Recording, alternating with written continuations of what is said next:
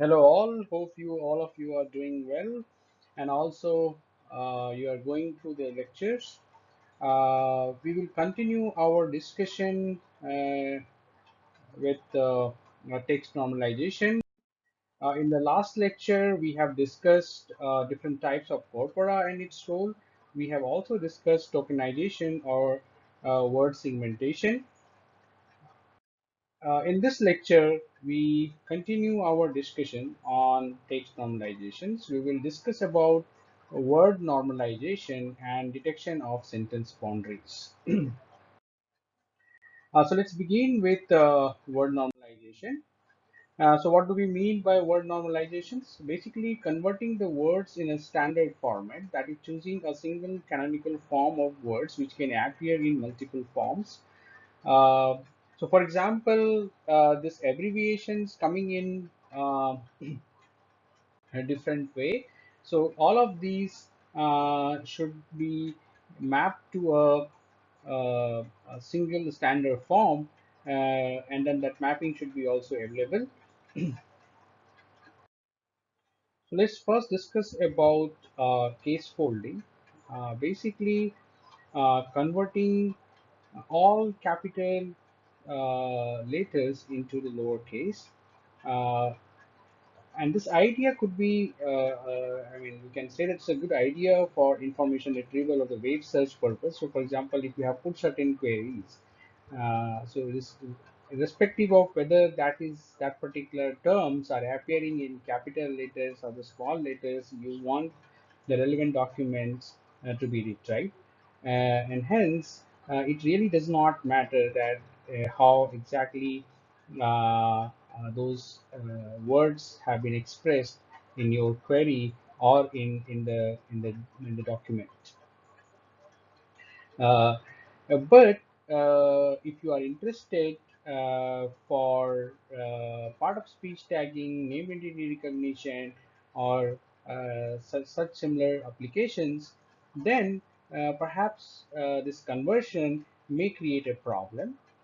So, for example, US, if it is, let's say, in some document, this word is appearing that in abbreviated form, so that here it means the country, and if you convert them into a lowercase, then it becomes us, and then it becomes a very similar as a pronoun. So now you can imagine that this can have a problem. And in fact, you can see that this conversion may also lead to, when in the information retrieval, it might lead to the irrelevant document may come because of this conversion. Uh, but the task like the part of the speech tagging or name entity recognition will definitely get adversely impacted due to this conversion.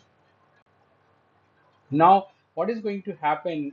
You have to ask this question that once you do this conversion, so there are some words where it perhaps it does not really matter that you convert them into lowercase, but then there are words where converting into a lowercase may change the meaning. I mean, the previous example of US versus us is again such example, and this example of the Mr. Brown and Brown pens also indicates such issues. Uh, let's discuss another form of word normalization called lemmatization.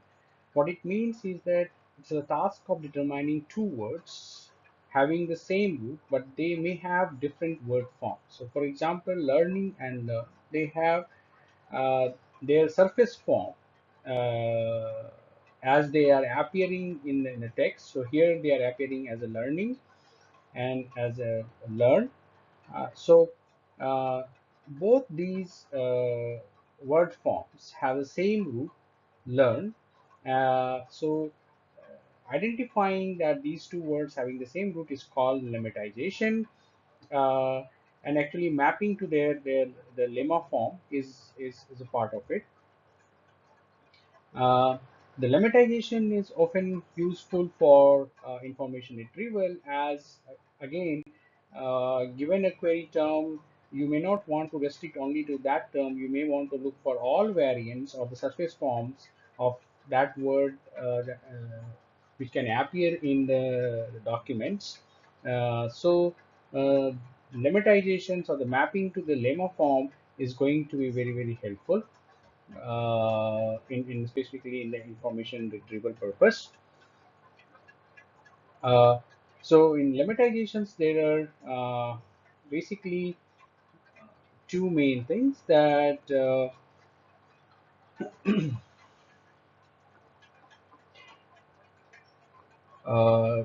you have the stems and then the affixes. Stems are the supplying the main meaning, and affixes supplying the additional meaning. Now the question is that how we are going to determine these parts of the words, or how we are going to break them into their stems and affixes and identify that which is the root word. So this lemmatization process is often highly dependent on the morphological parsing of words. So we will discuss a little bit on the morphological parsing a little later in today's lecture. And before talking about the morphological analysis and morphological parsing of words, let's first understand the simplified or the crude form of lemmatizations, what is called is the stemming, where the idea is that you just chop or the trim of the word final affixes, and these are like again set of heuristics or the rules of rewrite rules.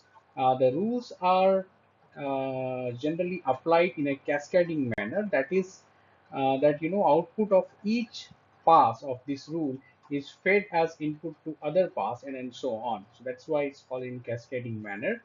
And then you finally you try to find out what is the stem word of a given word form. For example, such rules, rewrite rules are here is given that if the word has if the word forms has uh, mm, this kind of a h null, then it is get converted into 8. If it has ending with uh, ss, it's converted into double s. So basically, these kind of a grammatical, these rules are again based on some grammatical rules, that how, for example, these plurals are made, or how you know from a noun, how the adjectives are made, and based on those rules, it actually some sort of reverses that and applied here. So one of the very commonly used stemmer is called the Potter stemmer, and again this would be we will include this as a part of your first assignment to explore stemmer and its set of rules. Now let's move to the morphology. So the morphology is trying to find the structure in the words. And so, for example, again, let's look into these two examples. So, foxes breaks down into fox and the es.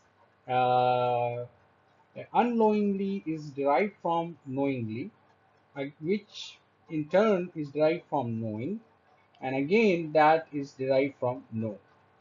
So, as you see that in these subsequent steps, what we see is that each of these, the you can say that the subunit of a word has meanings which we have sort of taking off, or we are adding on top of, for example, the word no. So we have first added ing, it has meaning. Then we have added ly, again it has some meaning. And then we have prefixed with un, and that again has a meaning. So the morphology is basically you try to study uh, the minimal meaning bearing units in the word, and these units which has its own meaning is called morphemes. So you can say that the morphemes are the smallest unit of characters which has some meaning. Uh, in these two particular example, so fox and es, in the first example, these two are the morphemes. In case of the second example, you have this un, no, in, and li. These are the four morphemes which are present. So now question is that why we need to study morphology. So as you have already understood that it is going to be helpful in information retrieval, web search, uh, and not only that, it's also going to be helpful in machine translation. So if you understand that, for example, in your the source language, um, the particular book, particular word is, for example, books. So you can do this morphological analysis of this particular word and then see that what is the words, what are the different morphemes, what is the meaning of the morpheme. So you would see that there's a one morpheme corresponds to the book, which is a noun, and then the other morpheme is s, which indicates the plural. So that is what your morphological analyzer will tell you. And then what you need to only do is that transfer that what is uh, the corresponding word for the book in your target language. So if you are doing for uh, uh, English to Hindi, you will see that book is translated into Pustak, and then what you have to do is that you need to find out its plural in Hindi, and then it becomes easy. So in machine translation, this can also help a lot. And in fact, before neural models, these are the good resources. Uh, the machine translation was good. If you have such good resources between these kind, these if you have a good for example morphological analyzer for your source and the target languages, then it becomes the the accuracy. In fact, it helps in improving the accuracy and performance of the machine translation models. Even if you we don't talk about, let's say that uh, these applications, even to analyze one particular language or understand that what are the possible words, or automatic want to do some sort of an analysis on that. So it won't be efficient without having this kind of a morphological parser, or where you can study the parsing of the words. The reason is that you cannot list all possible forms, even in morphological, I mean, relatively poor language like English, and you can, it will be immensely hard for the morphological rich languages like Turkish, Finnish, or our many of the Indian languages are very, very rich in morphology. So to study mm, uh, you know, or getting the meaning of the words or listing them would be almost impossible. And the second aspect is that productivity of the language. What it means is that it's you can always can create lot of novel words, and then the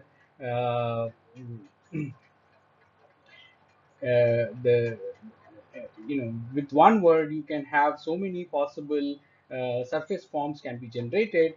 So if you have these kind of morphological analyzer, then it becomes easy to understand, and it helps in many applications. So that is why the morphology has its own place, and then there's a lot of work people do. I mean, it has already a lot of work has been done in this area.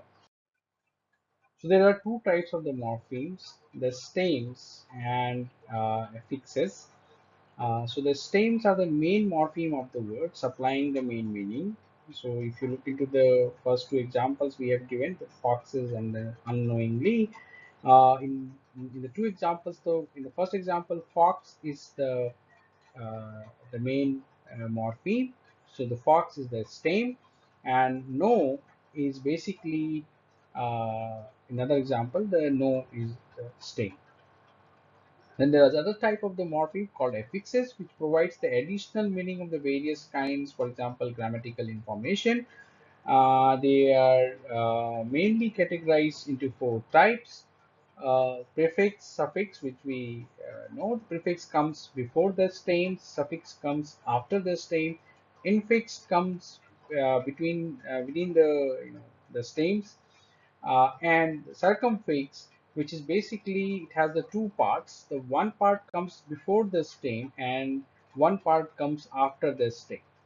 So these examples are given here, and so there are the four types of these affixes. I just want to make one small note that sometime in uh, information retrieval sometimes sort of use in a different way.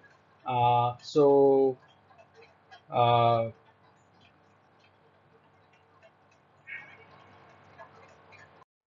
the study of morphology, actually it also depends that how the word formations are done. So for example, there are two different types of the way the words are formed. So one is called the concatenative. In concatenative, word is composed by concatenating a number of morphemes, and it's easy to sort of analyze. And most of the Indo European language families, they use concatenative uh, word formation, and perhaps that makes it a little bit easy to perform this morphological analysis. On the other hand, this is another non-concatenative, which uh, combines these morphemes in a more complex manner.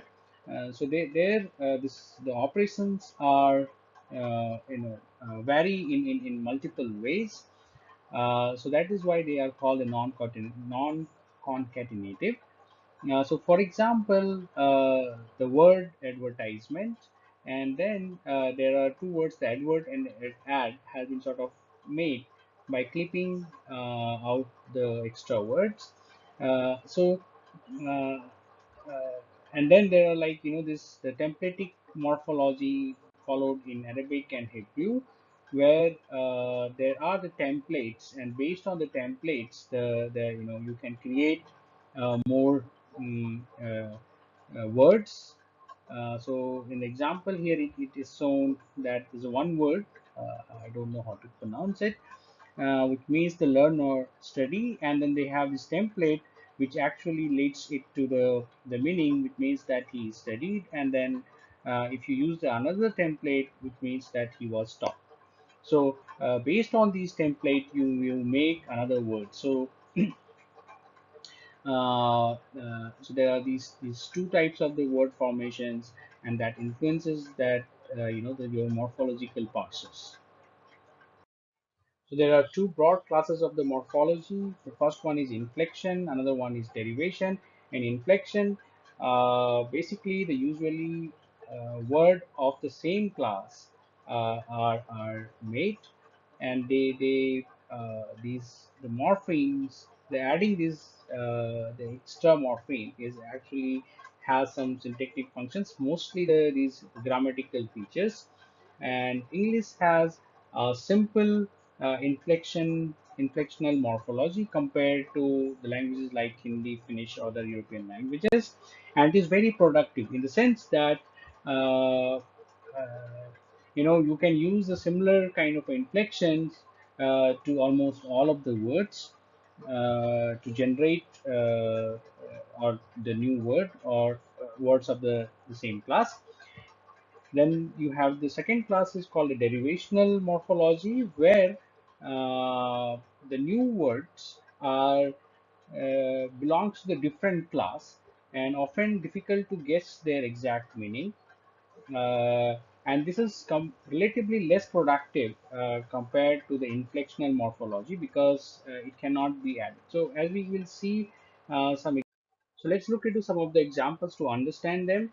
So if you have the adding uh, for nouns, if you can add certain suffix to make it plural or possessive, then in case of the verbs, you can add these few possible adding let's say s or ing or to ed, so that makes it's in the walk. If you add this suffix s, it's not change it's the form, but it brings the new word. And similarly, walking and the walk, it's just a different word, different verb forms, but then it does not really change. It's the main word class. And for adjectives, you can add some suffixes to make it comparatives. So cheap, cheaper, cheapest. So here again, the word class remains the same. Uh, Derivational morphology, if you remember, it changes the word class. So for example, you have these organize, and if you have added Asian, so it's basically it changes and it makes the organization. And often you try to make new nouns from verbs or adjectives, uh, or you try to create new adjectives by adding specific. So in morphological analysis, basically we try to take this token and try to identify the stem, then it's a part of speech and some more grammatical features. So that's what this morphological analysis tries to do, that they want to break these words and break them into the smallest meaning bearing subunits, and also give you certain more features indicative of various features, for example, grammatical features.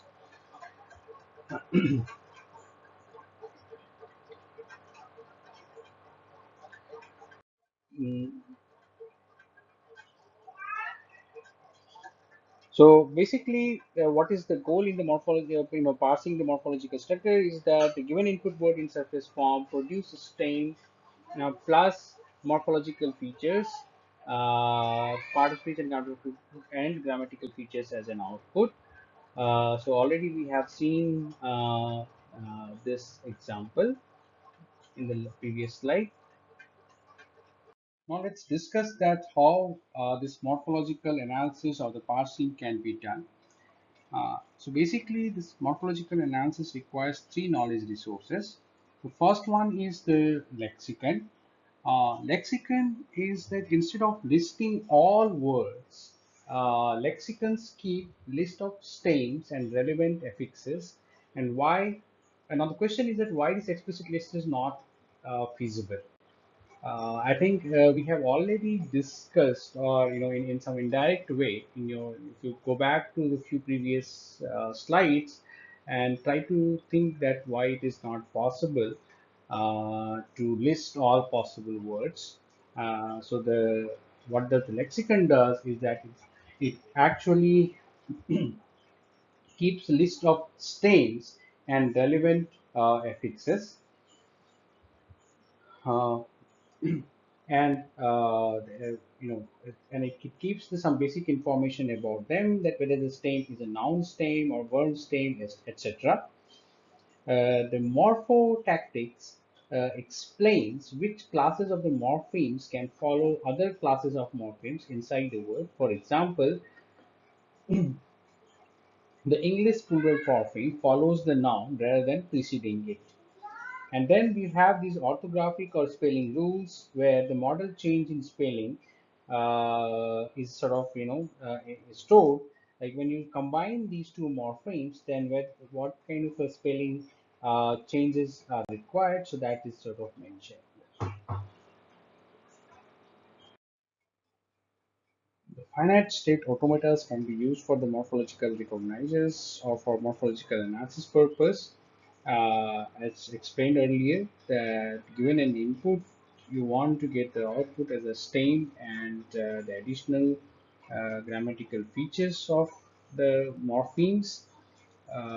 So and you can also use these finite state transducers. You can use at the two different levels of the morphology, one at the surface level where you have the actual spelling of the word and it can be split it into the constituent morphemes, and then you can analyze these constituent morphemes at the lexical level. Uh, So here is an example of a finite state automata, which for this finite state automata is for the English nominal inflection, and it takes as an input the regular nouns, which can that takes the regular s as a plural, and also it includes the irregular noun forms, both singular and plural, that don't take s, but however it ignores some of these mistakes like foxes. You can take it as an exercise that how you can look for a finite state automata where this kind of a mistakes does not happen. The mistakes means that the foxes should be also should be able to be correctly analyzed. So you must have recognized that this morphological analysis or the parsing requires the huge resources, and these resources cannot be created by. These resources, creation of these resources required experts. Now, currently, the morphological people who are interested in the morphological analysis of the parsing, they try to do it directly, try to learn it from data. So one of the good resource to look at such things is this Sigmorphon workshop, and the associated challenges gives a lot of resources related to this. And now let's move to the last part of the text normalization, which is the sentence segmentation. So, if you're talking about English language, then it becomes easy to sort of define that what could be a potential end of sentence indicator or character, uh, and so for example, in English language, we have either the full stop, a question mark, or exclamation mark. If we are talking about Hindi, so the question mark, exclamation mark, and or we can have this Purn Viram. Um, that could be a good indication of the sentence boundary. But let's look into that. What kind of a problem in English language this full stop can create. Uh, Although about 90% of the periods are the sentence boundary indicators, but if you remember that we have discussed earlier that in examples like where the abbreviations are there, and if that abbreviations if the abbreviations are there in the middle of the sentence, then it misguide this kind of rule to say that that is a sentence boundary. Then we have sometimes sub-sentence structure with with more clauses and so on. So in that case, the question is, of course, is how you are going to segment them, whether you are going to consider the entire thing as a big sentence or you want to break them. And if you want to break them, then there are like this the other punctuations which comes. For example, in this particular case, we have the scene is written, etc., etc., and then you have the semicolon, and that is perhaps you may want to break your sentence here. And actually, this also, for example, if you remember, we are talking about this syntactic parsing. So if you want to make this kind of parsers, and if you consider this entire big sentence without breaking them, then those parsers, I mean, the parsers will get confused, and it will give you some incorrect parsing of the sentence. So, uh, so then we have to sort of perhaps come up with a better model to identify these sentence boundaries. So there's some heuristics to sort of work around, and it is explained here is that you can put some putative sentence boundary after occurrences of the symbols which are likely to be indicator of end of sentence. And maybe you can also consider with the possibility that there are sub sentence structure. Then you can also consider the other punctuation mark to understand, put a putative sentence boundaries, and then you add some more rules, and then say that whether they are actually sentence boundary or not. So for example, if you want to look into this period boundary, so if it is preceded by a known abbreviation that does not generally occur at the end of the sentence, such as the doctor or Mr. this kind of a title, generally they don't appear at the end of the sentence. So that means that they are so this kind of the period is not indicative of the sentence boundary. So you should take out this from your likely sentence boundary. Uh,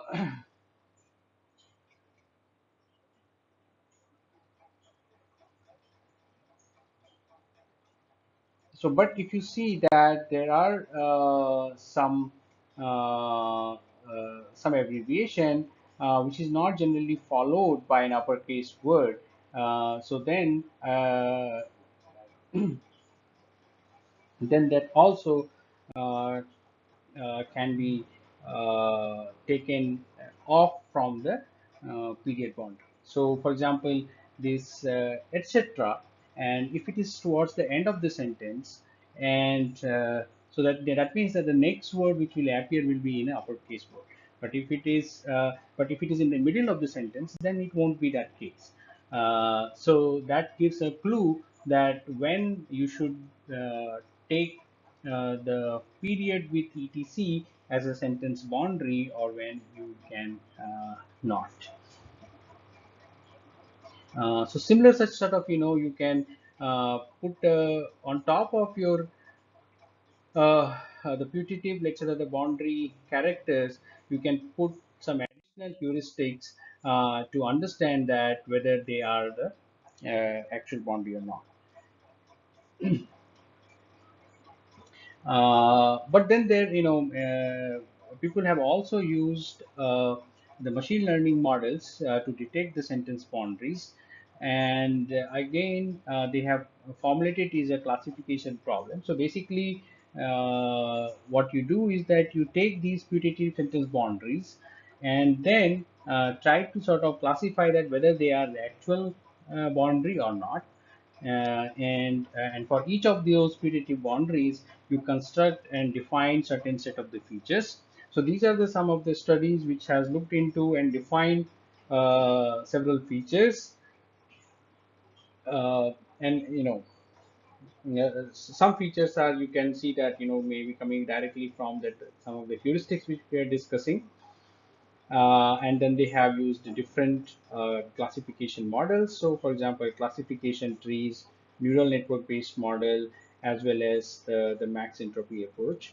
So, some of these models we are going to discuss. I mean, not in the context of the sentence classification, sentence boundary detections, but for another context, and then perhaps you can correlate them that how such models can also be used for the sentence boundary detection.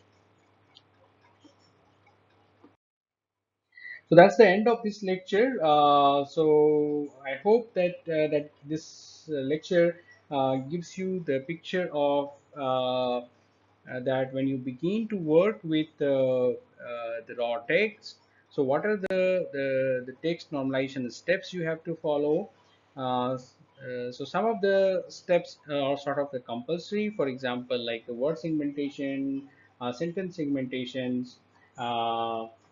Is compulsory, but then what can be a word for your target application may not be the word for me. So you can accordingly choose that what kind of tokenization model you are going to use, and then again, after the tokenization is done, you may want to do the word normalization. And so we have discussed a few of the normalization steps like the case folding, lemmatization, stemming, and morphological parsing. So those help. Morphological parsing actually helps in the lemmatizations. So so this brings to the end of the lecture, that the getting started with the NLP lecture.